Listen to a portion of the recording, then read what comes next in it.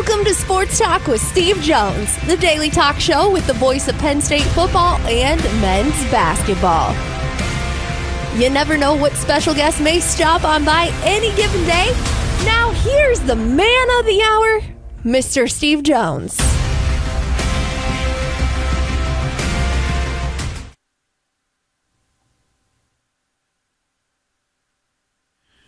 We welcome everyone back. Today we are joined by a person that antagonizes the Steelers and Eagles base. We are joined by somebody who antagonizes a little sweet animal by the name of Patches the dog, who on your paper route, which you just gave up 2 weeks ago, right? Last week. Figured big game, got to give it up. Goes out and antagonizes that sweet little animal, and then has repeatedly pulled a Michigan by claiming to be a victim.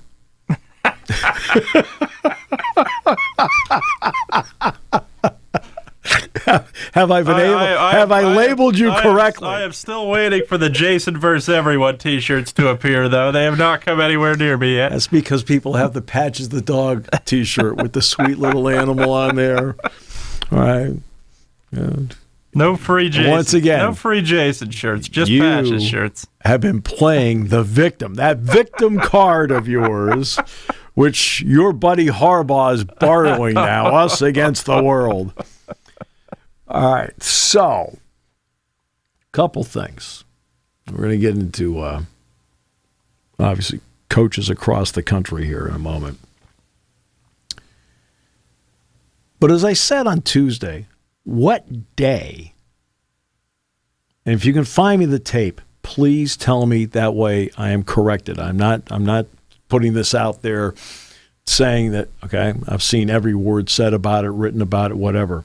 Which day did Michigan deny this ever happened? Oh.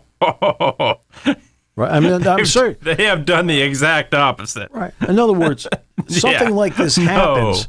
I categorically deny we had anything to do with this. No. What day was that? Nope. Okay. Instead, it has been deflect, look over here, hey, Rutgers, hey, Purdue, hey, Ohio State. We're going down, you're going down with me. Now it's like, hey, he didn't file an expense report. Well, guess what? Okay, that's bad. Okay? If he had filed an expense report, that's bad.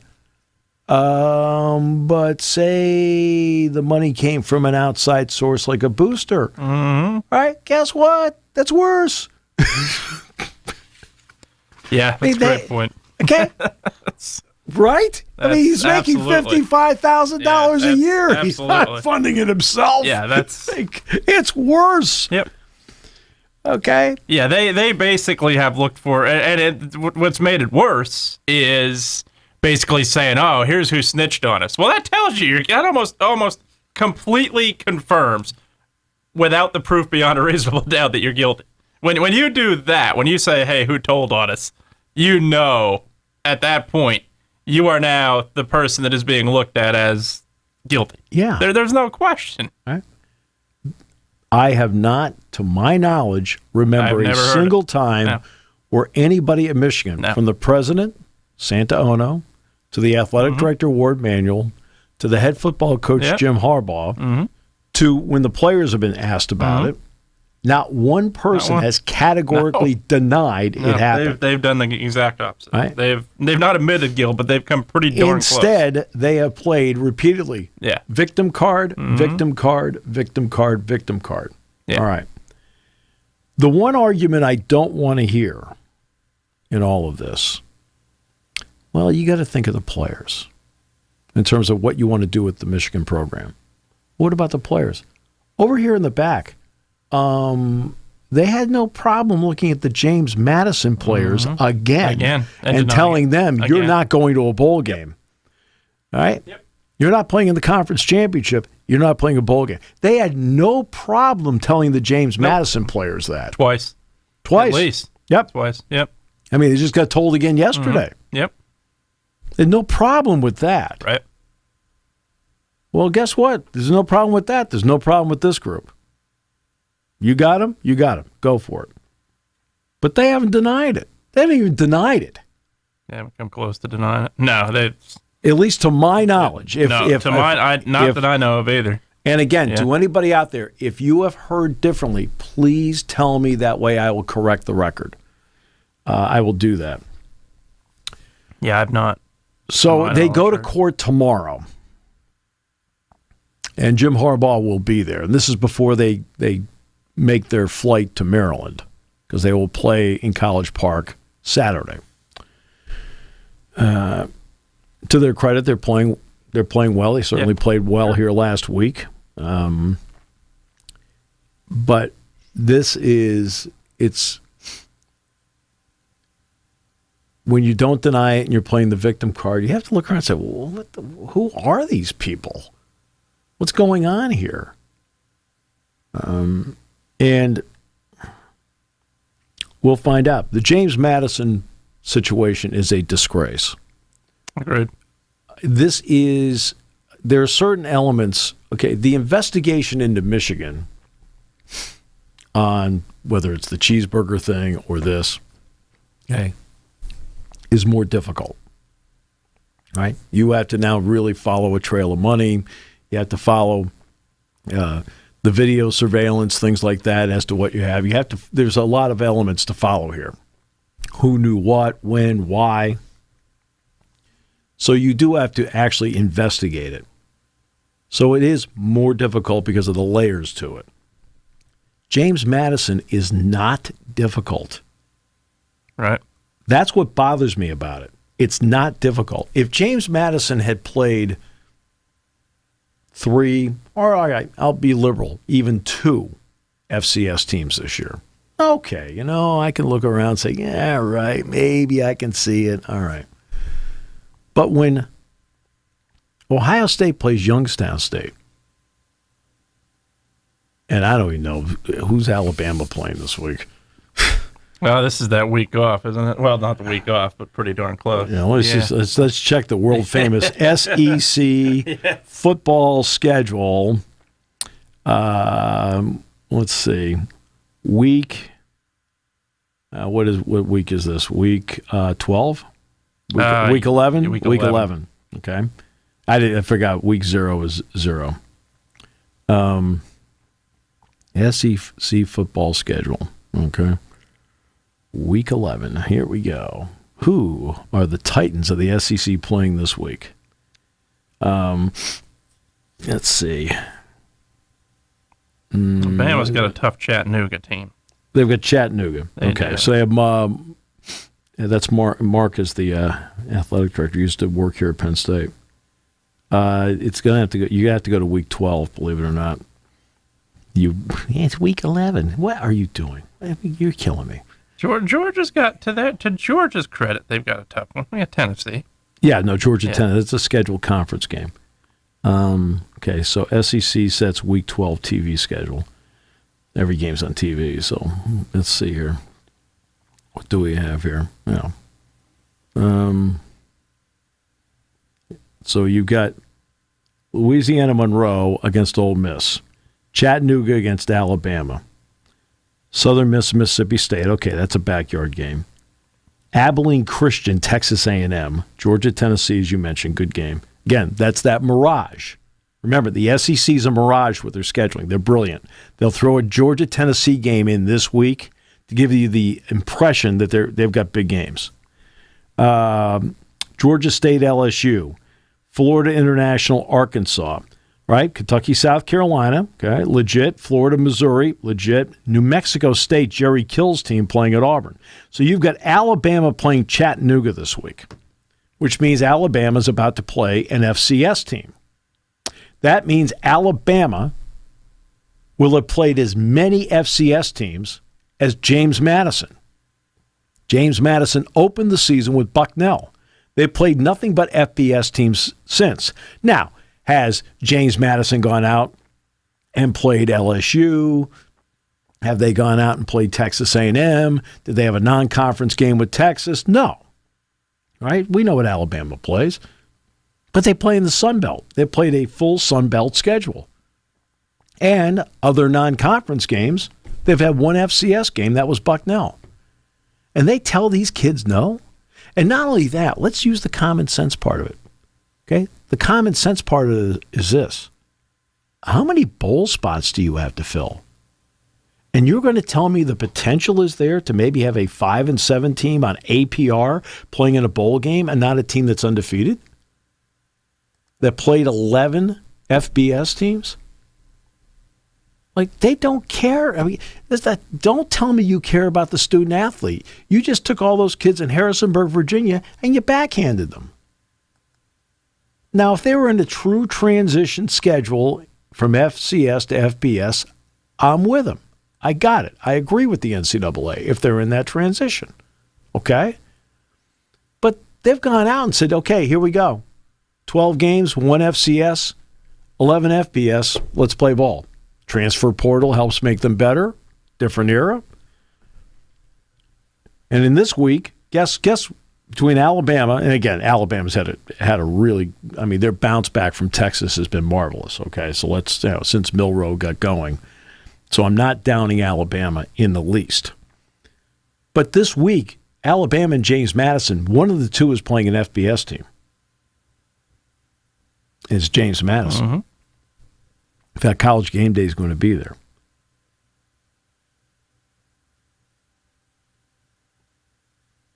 Wow. That is, they have, so I don't want to hear, well, the Michigan kids, excuse me, they didn't care about the James Madison kids. No. The James Madison kids have done everything they've been asked to do. And the NCAA says, hey, by the way, the last weekend of the season, you're done. No bowl game for you. Really? You need bowl spots. Mm-hmm. Absolutely. I mean, how many bowl games are there? 40? What if yeah, 41? Too many. Well, ESPN owns a third of them. I'm not kidding. Oh, yeah. ESPN owns a third of them.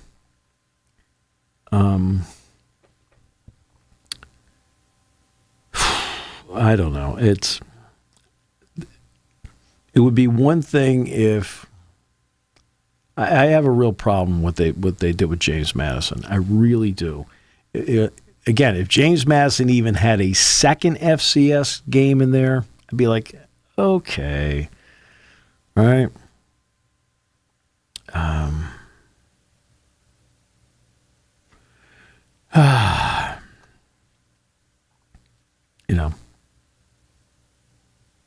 I don't know.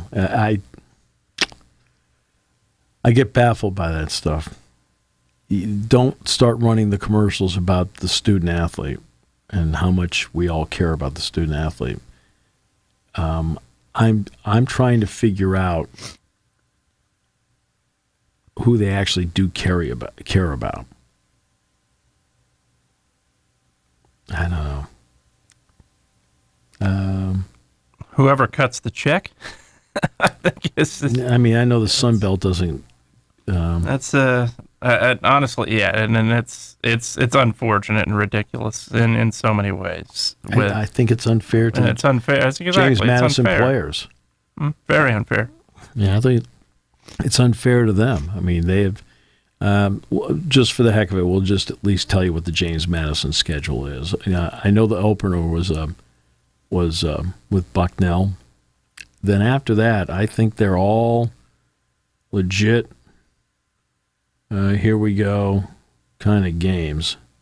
That's their best. Of course, comes up. What do I get right away? I've got the basketball schedule. Great. I don't want the basketball schedule. I did one game at James Madison in my career. And Penn State lost in overtime. And it was a controversial one, too.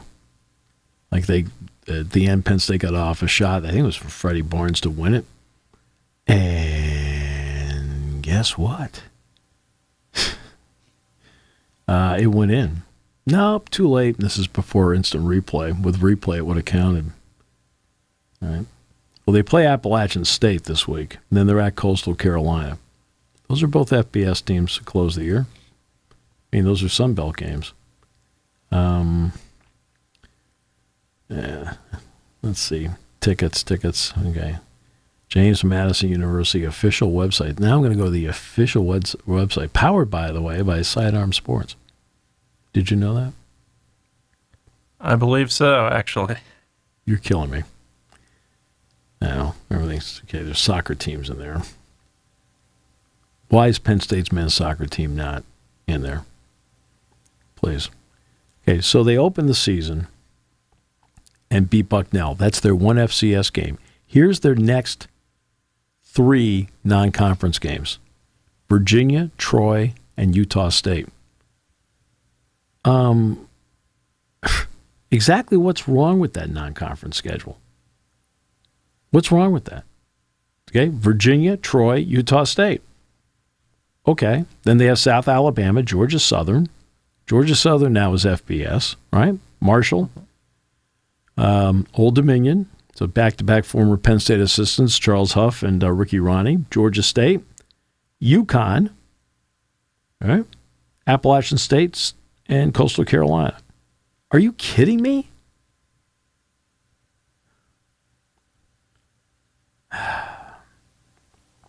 Beat Virginia 36-35. Beat Troy 16-14. Beat Utah State 45-38. Ay. The whole thing's wrong, man. Big time.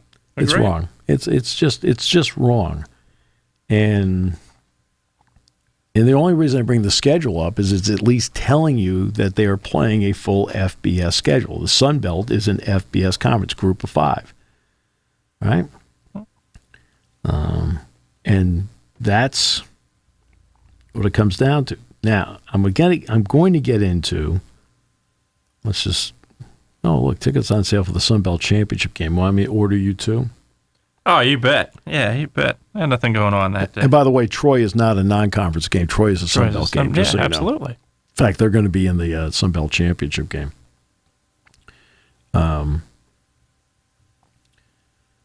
So I just don't get it. No. It's wrong. But yeah, this is a point where the NCAA, you're sitting there in Indianapolis. I don't even know if these people are sitting in Indianapolis or working from home. I have no idea. But you look around the table and go, you know what, guys, we have a chance to do the right thing here and look good doing it. Now, what's the fear? Other people are going to then apply for FBS and want a waiver? Well, you use James Madison as a precedent, saying if you play one FCS game and 11 FBS games, we'll consider it. Okay? It's like, it's a rule. Oh, well, okay. Well, that's why you're allowed to ask for a waiver. But you had a chance to do something that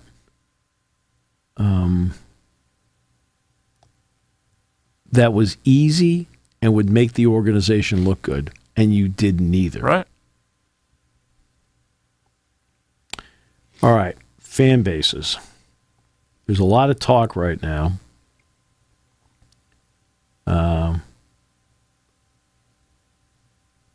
about jobs at Florida, all right, and maybe Arkansas, possibly even UCLA with Chip opening up. Very good chance that happens, I think. Okay, so now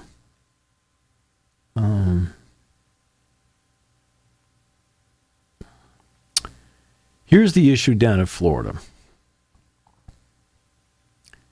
Billy Napier comes to Florida and has a good reputation. He's a good coach. Where'd they get him? Louisiana, Monroe, Lafayette, one of the two, right? Yep. Comes in, reputation, good coach. But here's the issue down in Florida. There are 2 boosters, sets of boosters. And again, I want to separate boosters from fans here, that are heavily involved beyond one would say perceived limits. How about that? And Right. the two are, without question. And I talked about this last year when Penn State went down to play Auburn. Auburn's one, Florida's the other. In the SEC, among the booster base, they are influential, they get mad, and you lose your job. And Billy Napier is not going to get the same kind of latitude as somebody else because he wasn't a big enough name for them to begin with.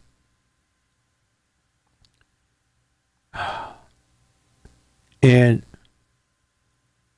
we've been talking about coaching this week for obvious reasons. And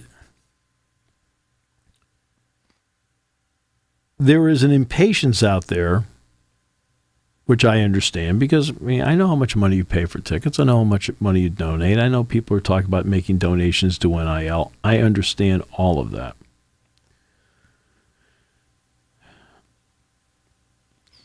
But you have to, at the same time, you can't keep throwing darts. And Penn State hasn't done that, of course. Right. Penn State's had, James Franklin's been here since 2014. But you can't keep throwing darts trying to come up with somebody. To me, right now, the exception to the rule is with all great credit to Kirby Smart.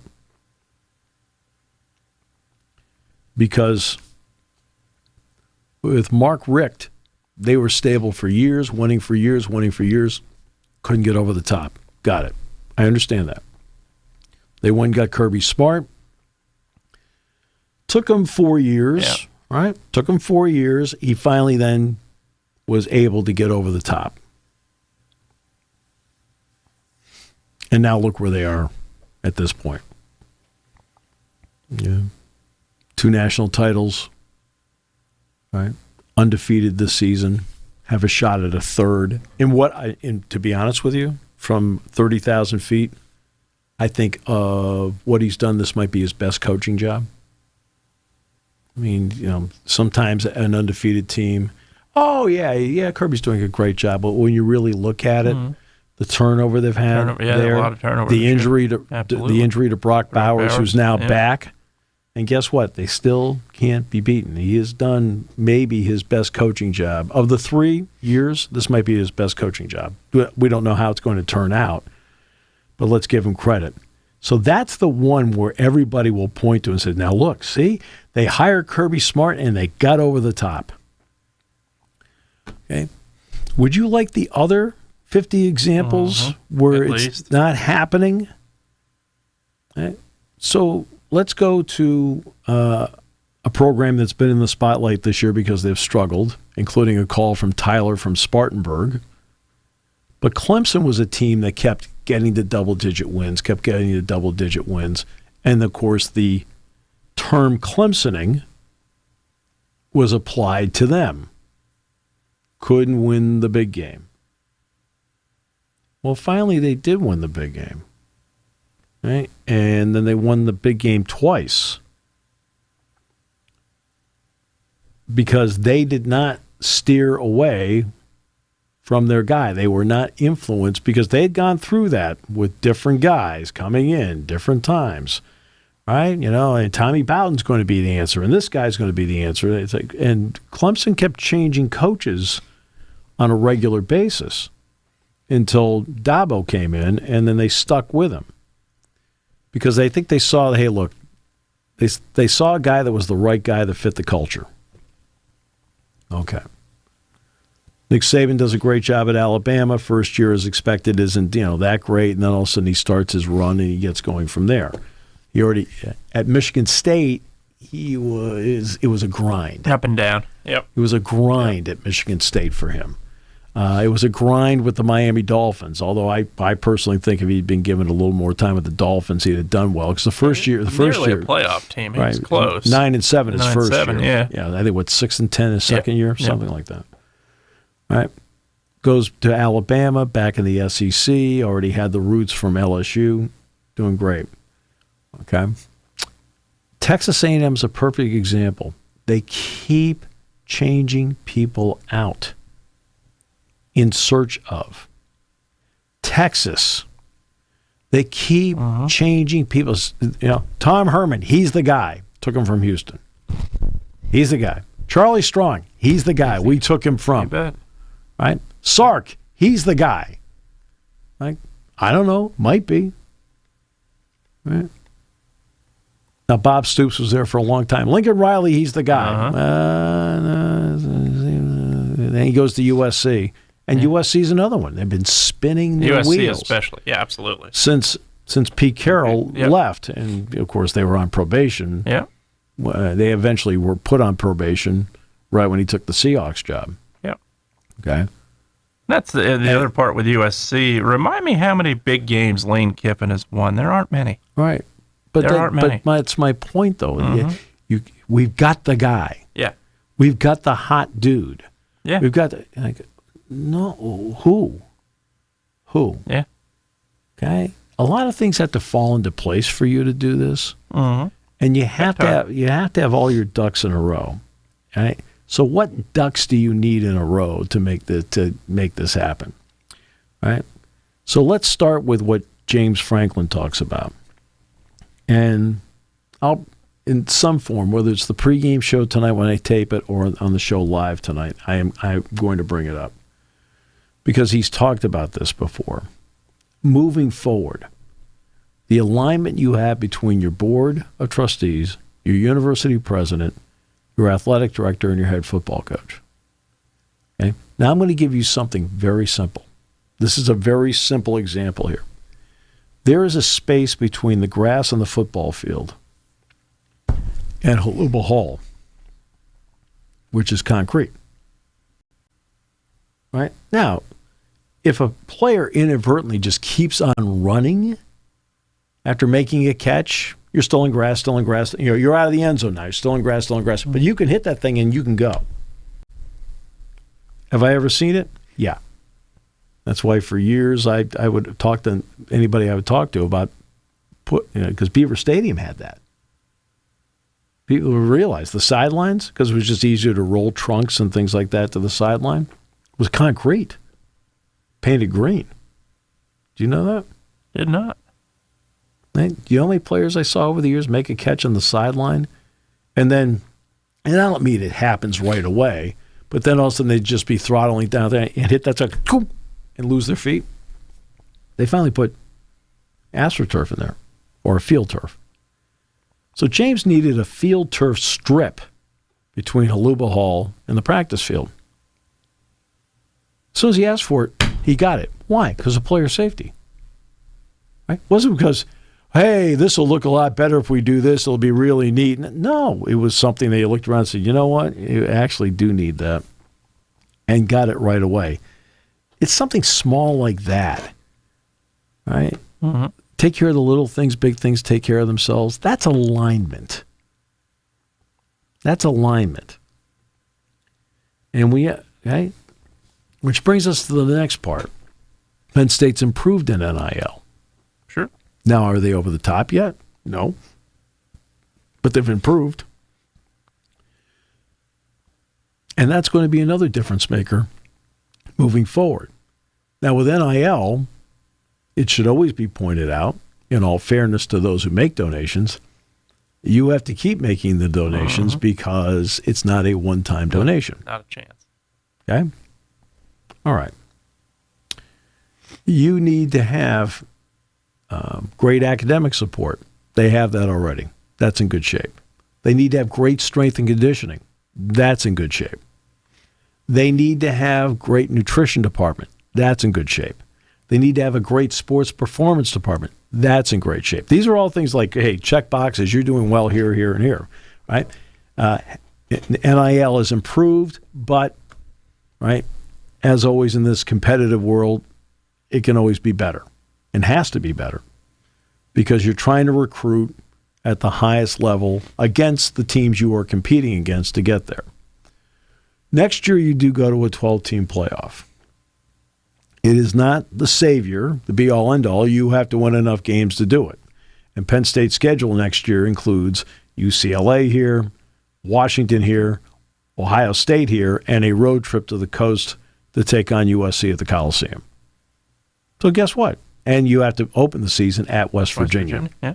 So you have some meat on the bone in your schedule you're going to have to take care of next year. And a chance, once again, to get over the top with certain teams. The interesting element about USC, Washington, Oregon, and UCLA coming in will be this. 3 of them at minimum, USC, Washington, and Oregon, will all be breaking in new quarterbacks. Now, they may get those quarterbacks from the transfer portal. I don't know. Because all 3 of those teams got their current starting quarterbacks from the transfer portal. Caleb Williams from Oklahoma to USC, Michael Penix from Indiana to Washington, and Bo Nix from Auburn to Oregon. But all 3 will have new quarterbacks next year.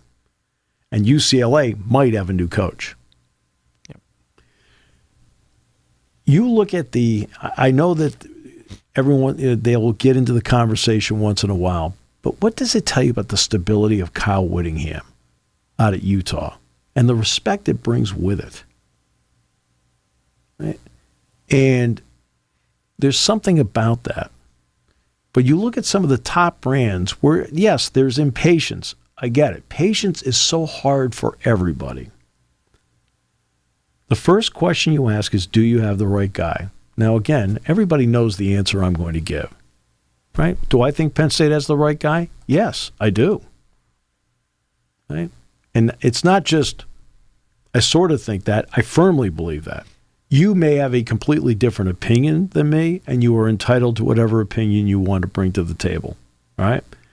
But the opinion here is, as somebody who's been around the block, seen a lot of coaches, they've got the right guy.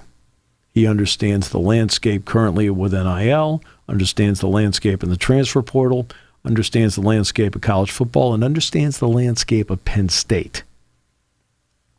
Right? Understands, okay? He understands graduation. He does talk to his players all the time about going to class. That's the other part about Mike Rhodes I really like. Mike Rhodes every day talks to them about going to class. Right? Understands about the education part, understands about going to class, understands, a lot of elements that Penn State fans deeply believe in, he believes in, because I hear him talk to his players about it all the time. When nobody's around, okay? No quarterback club, no media, no fan base, anything like that. It's him talking to his team. And I have the privilege of hearing him talk to his team every day. Right? Guess who's bringing up the academic part? He is. When nobody's around, he's talking to him about it. So, in other words, it's not a show. Right? Right? That's him talking one-on-one with nobody else around. Right? And now it's a question of, getting to where you need to be, where you want to be. Not where you need to be, where you want to be. Everybody wants to be in the playoff.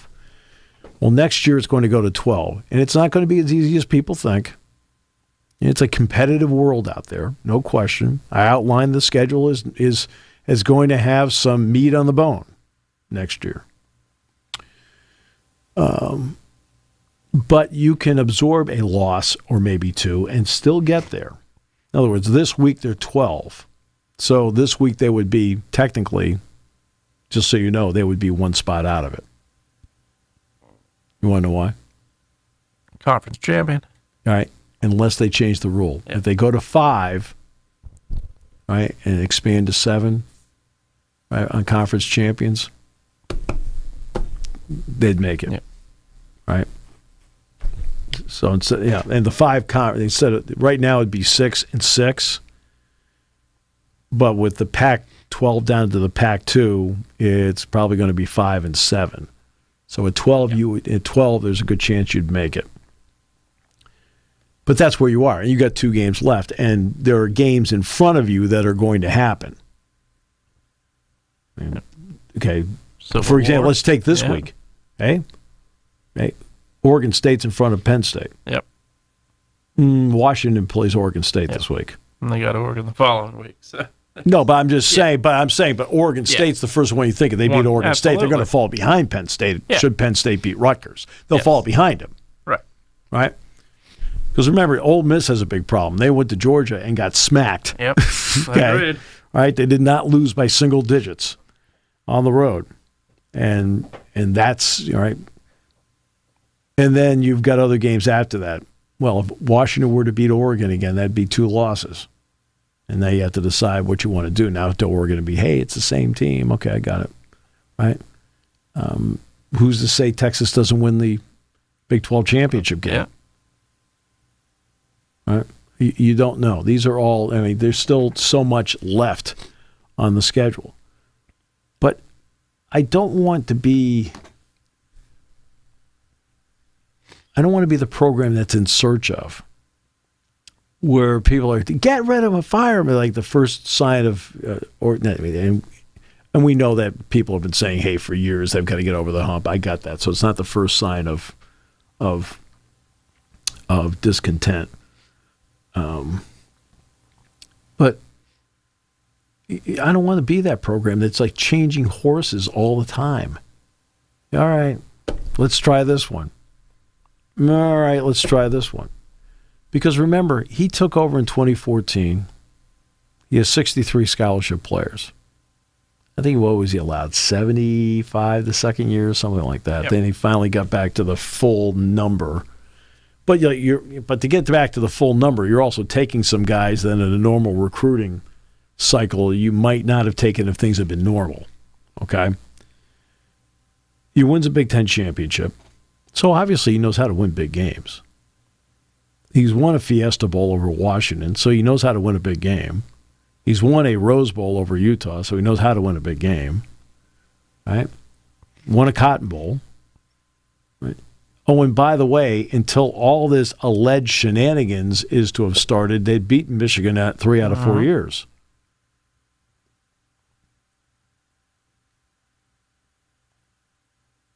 Yeah, that's forgotten, I think, by a lot of people, is how much he has played Michigan. Yes, those 2 games in Ann Arbor, 2016, 2018, no question, were tough. I don't. There's no question about that. And 22, and 2022. Yep. But you look at everything that he did. Yeah, absolutely. 2017 here, absolutely dominated them. 2019, dominated, beat him in 2019. Both of those things are overlooked in a big way. Should have beat him in 2021. Because it doesn't fit. Because it doesn't fit the narrative of certain people out there. So they'll take, well, he's 3-17, blah blah. And you go back. You're going to count the first couple of years. Oh, I always love this. Well, we can't count the COVID win in 20. Okay, but you're counting the first 2 years when he had 63 and 75 scholarships. I just want to make sure I know where we're going here with this. All right, I just want to make sure I understand where we're going. So in other words, I don't want to play by other people's rules. Okay? I don't give a damn what your rules are. I don't. For those who want to do a narrative, don't care about, okay, you know how I feel about narratives. Most narratives are just plain wrong because they don't deliver perspective. And that's the problem I have with narratives. I've seen one narrative after another in my lifetime where I sat back and went, that's not quite right. In reality, it's not right. Mm-hmm. Like, okay. I mean, I can give you a long list. All right, of, oh, that didn't work. Oh, that actually turned out not to be true. Well, that didn't turn out to be true either. But at the time, like, hey, everybody jump on board. So back to the rotating coach situation. Auburn's been rotating coaches left and right. Gene Chizik wins the national championship. And like 2 years later, he's out of the job. Really? Had to have the hot guy, Gus Malzahn. Yeah. All right. Who had been an offensive coordinator for them before. Okay. Texas A&M, always in search of. Texas, since Mac Brown, always in search of. Okay. Texas is one that I think really comes to mind in a big way. Could not wait to get rid of Mac Brown. USC. Yep. Pete Carroll. USC, I think, is a little bit of a different spot because Pete Carroll he knew Yeah, clearly. Right. Time to get out of Dodge. Yeah, exactly. Right. But Texas couldn't wait to get rid of Mac Brown. Miami comes to mind immediately. Miami, over and over again. Nebraska. Okay. Florida State. Yep. Okay, now it looks like Mike Norvell's done a really nice job there. Yep. The transfer portal made a big difference for Mike. Absolutely. Especially at his wide receiver spot. Florida's been changing, okay, left and right. Yep. You start going through all these teams. To a lesser extent, Mississippi State. Mississippi State's been doing it. Ole Miss has been doing it. Okay, on and on. LSU. Yeah, LSU, absolutely. Right, has been doing it. Right. And look, if there's somebody who just can't do the job and can't do it at the level you need it, I got it. But when I see a guy that took over something, built it, rebuilt it, and then, look, the COVID thing kind of threw everybody here out of whack. There's no doubt. Badly. Yeah, and I felt that, and including how Penn State likes to recruit. I mean, Penn State, that in-person thing with Penn State means a lot. Doing it by Zoom's hard. Yeah. Right? But I felt like he's had to rebuild it a second time out of that. And so in rebuilding it a second time, he ends up 7-6 in 21. And then he wins 11 games in 22. Okay. And you feel like now they have stacked together 3 straight recruiting classes. Okay, now you're starting to talk. When you're starting to stack recruiting classes, that makes a big difference. They're in the process of stacking a 3rd straight one here. Okay? That's huge that you're in the process of doing that. And that's how you get to the promised land. Stacking recruiting classes, and now they need to effectively use the transfer portal to get a combination of wide receivers in here to bolster that room.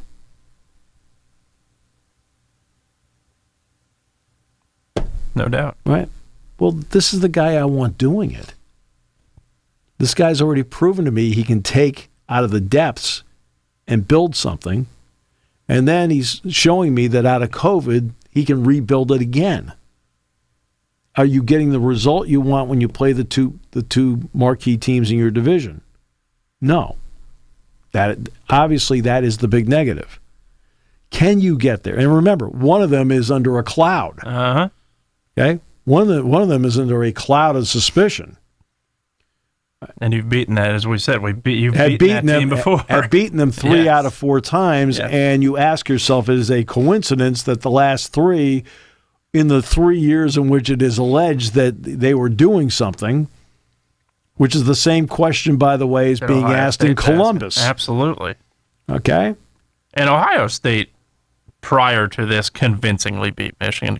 Sure they did. Michigan. That's the other part of it. Well, that's the thing. The 3 out of the 4 wins that Penn State had, they were convincing wins. Yeah, 2019 was Michigan had their chances, but absolutely. 2017, 2020, there were blowouts. Yeah.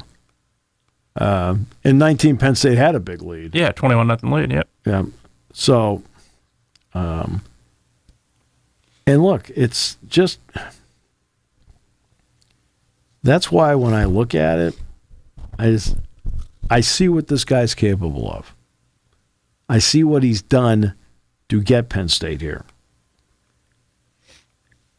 And he's the guy that you look at, to me, that I look at and say, yep, you just keep on going because this guy is the guy I've watched do it before. Now, are people going to agree with me? Some people will agree with me, and there are going to be some people that disagree with me. And you are always entitled to your opinion. Always. And I'm not going to take away in any way, shape, or form your right to have that opinion. I'm not going to do that. But don't take away my right to have an opinion either. Right. Okay. So. I think the other thing, too, Penn State still has a little bit of a ways to go. Absolutely. With NIL, they're better. I think very clearly. But the other thing for me, I think a lot of these coaches and some of them that have won national championships have not caught up to that pendulum either. They've not hit that point. Yeah, I think that it's difficult Obviously, there's going to need to be a model at some point. Going to need to be stability somewhere, somehow. I think there has to be. But I think to me, I'm looking at it. I'm seeing coaches that have won national championships that have gotten massive extensions, and I don't even need to name names. I think people know who they are that have not caught up yet. Yeah. It's just my issue is that I look at James. That's one thing. So I mean, and people know I will. Because I've seen firsthand what he's doing, I will. I'm completely behind him. Everybody knows that.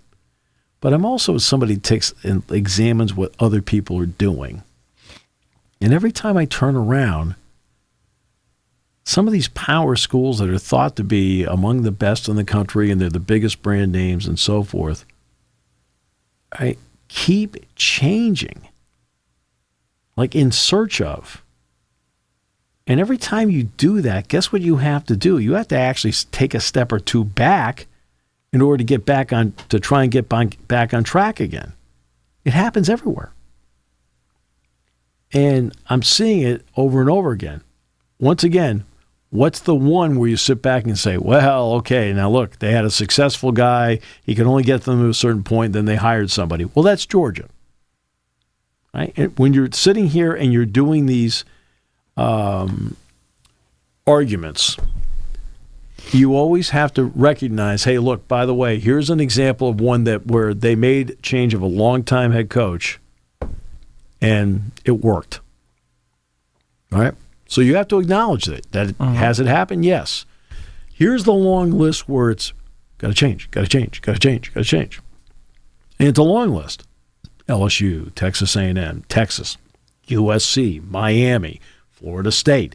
I mean, always in search of. And then you have programs that aren't in that upper tier. UCLA's been changing coaches left and right. Oregon changed coaches. Ole Miss, Mississippi State. Right? I mean, since Chris Peterson, there are a couple of coaching changes at Washington. State. Well, Oregon's had, it looks like Lanning is, he's in his second year, but it looks like he's got them on track. Yep. Okay, let's give him credit. But these are all elements that come up. Look at all the changes that happen in this conference. I give credit, for example, Penn State's playing Rutgers this week. I give Rutgers credit for looking at Greg Schiano and saying, hey, look, keep going. I give him credit for that. Okay. Right, keep going. And by the way, at Northwestern, absolutely, with David Braun, they took the interim title off him yesterday. He's now the head coach at Northwestern. He needs one more win to get to a bowl game. There isn't a person. Well, I shouldn't say that. There's a small minority that thought they wouldn't win a game this year. Mm-hmm. Right? There is a majority that didn't think they would win more than 3 games this year. A majority didn't think they'd win 3 games. They're 5-5. This guy has never been a head coach. Right? And yet, I watched that team against Penn State. You know what I saw? Enthusiasm and belief. So whatever he was able to do to sell them on vision and make them believe, he's done. Now, did Penn State win the game, 30-10, something like that, right? Yeah, still played incredible. Right? But it was 10-10 at halftime. Yeah. And they played with juice. They played with enthusiasm. They played with belief. Mm-hmm. When the rest of the world was telling them that they were a hazing mess. Now look at the previous week against Minnesota, too. Came back in overtime. Down. Won the game. Yeah. Won the game. Yeah. So all credit to him and his staff, by the way. It's not just him. No. Him and his staff keeping those guys together because, remember, they were coming off a 1-11 the year before, and the 1 was the opener against Nebraska in Dublin. Oh, and Nebraska's the next one. Let's throw that one in there. Threw them in, yeah. Nebraska, there's not a doubt. Since Scott Frost has been running through people left. Well, I and go right. even further than that. Frank Solich or I meant Callahan. I actually meant Frank Solich. I know I said Scott Frost. I'm talking about Frank Solich. My apologies. I'm glad you corrected me. Since Frank Solich, they have run through one guy after another. Well, really, maybe the best guy's been Bo Pelini. Okay? But it wasn't the personality they wanted, all right? And look, I think Matt's going to do a good job there. So I think, because I have a lot of confidence in Matt Rule. Yeah. But that's what they've been doing. They've been running through people left and right. Firing a guy that went 9-3. Right. I mean, they run through them left and right. I think it's underestimated, and look, we saw it here in the early 2000s. It's underestimated sometimes what a legend does for a program. Sure. There's no doubt. When a legend leaves, it is Bill very... Snyder. Yeah, absolutely. At Kansas State, it is very difficult to replace that person. Yes, it is. For two reasons. One being, obviously, the track record he has. The other part of it is the expectation that now builds because of what he's left behind. And that obviously here has been what was the case. Yep. And Nebraska with Tom Osborne, there's no doubt about it. And this guy built a strong legacy there, won 2 national championships, and there's no doubt. And Bill Snyder's another one. Yeah, when legends walk away, I'd even go as far as BYU with Lavelle Edwards. Yes. There's teams really when legends leave, they leave behind something that is very difficult to replace. And to the credit, they've done it here in a big way compared to everybody else that has had to replace them. Now, look, Alabama, Bear Bryant, big shoes to fill. Gene Stallings wins the national championship. No doubt about it. How many coaches did they run through after Gene Stallings? They've been running through. No doubt. Like, Price was there. Shula was there. Dubose was there. Yeah. Mike Dubose. I mean, they're running through guys left and right at Alabama until they finally got lucky and got Saban. Absolutely. I mean, okay, that's how you want the program to be run. Florida State's another example. They get Norville now, but they went through how many people? Okay, for people who want to always change, like every time something goes wrong, they want to change. Is that what you want? 3-4 years, 3-4 years? No. Not a chance. Okay. Rather go with the proven track record that shows me he can win a Big Ten title. Yeah. I want to go through somebody with a track record that shows me he can win a New Year's Six bowl game. Right? I want somebody with that track record. And you're going to say to me, well, he doesn't have a track record of beating Michigan State or Ohio, or beating Michigan or Ohio State often. And I'll say, okay, I understand that.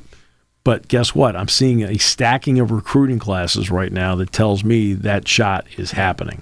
That's me. And that's why you're telling me that they're not far off either. That absolutely not far off. I'll never forget 2005. Joe said we're a couple players away. This is 2004. Into 5, yeah. Right? And good friend of mine, former letterman. I'm not going to say who because I'm not. He says he's more than 2 players. That's what he said to me, which was his opinion. Again, entitled to say it. And it turned out they went 11-1 the next year, finished 3rd. Yeah. Okay. Right. And Joe, over the years, there's no question, would be somebody that would downplay what his team is. And that's right. We're not a great team, because when he says they're a great team, that completely loses that motivation. But that point, he said we're 2 players away, and he was talking about Justin King and Derek Williams, by the way. We know that. Yeah. So that's just having the good feel for it. So that's why we sit here today, and after a loss, it is painful for everybody. It is painful for the fans.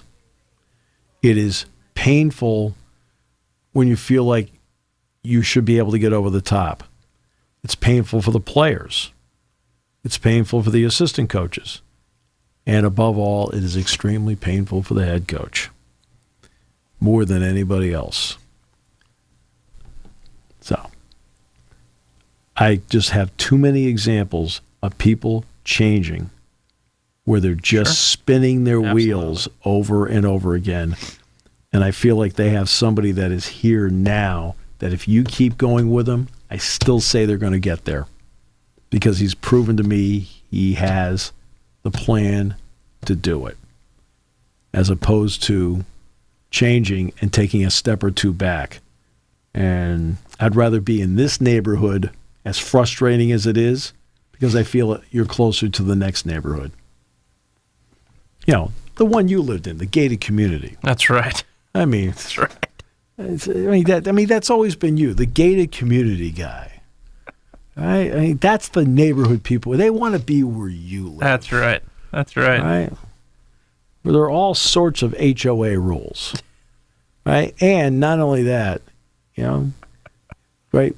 Like, for example, like, why is my picture up? Have you seen this guy? Don't let him in. What does that mean? I'm not good enough to be in there with you? Well, in everybody's defense, my picture is up in a lot of places that way, too. Too many. Well, I mean, but let's not talk about the post office. We'll come back with more about that tomorrow. Thanks for joining us.